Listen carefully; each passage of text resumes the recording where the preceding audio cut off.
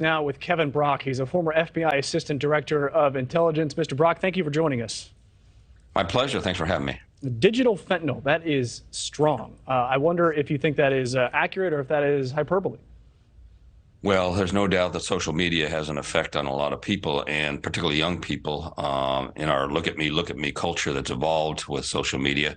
So it is a powerful tool for communication, and a lot of people are using it. I think the threat of TikTok has to be placed in context of the overall threat of the Chinese Communist Party to our national security. And that's been well established. The FBI, I think rightly, the intelligence community has named China as the #1 security threat in this country to our national security.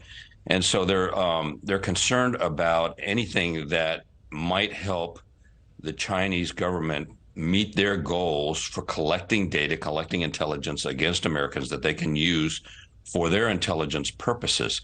We know that the Chinese government wants to be, openly has stated, they want to be the world's dominant superpower. They want to be the reserve currency.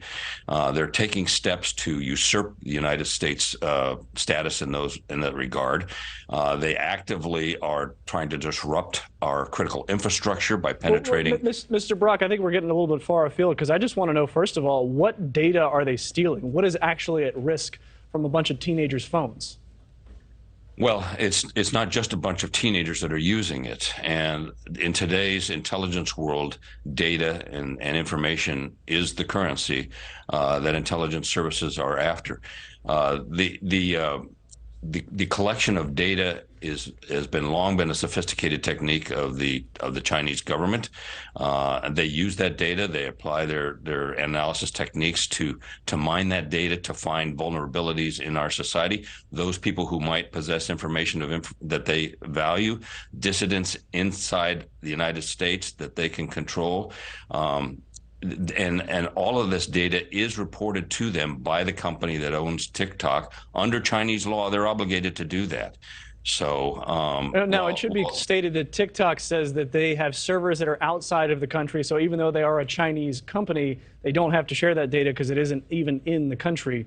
But I wonder what a nationwide ban would look like. Like, how would Congress even ban the entire country from using an app? It would be difficult. Obviously, in today's internet world, it's hard to control information. It's hard to control information flow. I think the agitation for legislation in this regard is maybe perhaps more symbolic than realistic. But it is a means to alert Americans and others using TikTok that their data is not private, that it will be used for specific purposes that might be inimical to the national security interests of the United States.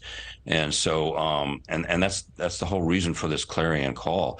I don't think it is far afield to point out that the Chinese government definitely has their aims towards disrupting the United States and pushing their form of government on the world. That is Kevin Brock. He's a former FBI Assistant Director of Intelligence. Mr. Brock, thank you for joining us. My pleasure. Thanks for having me. Thank you for watching. Go to newsnationnow.com to find NewsNation on your television provider. And don't forget to click the red subscribe button below to get more of NewsNation's fact-driven, unbiased coverage.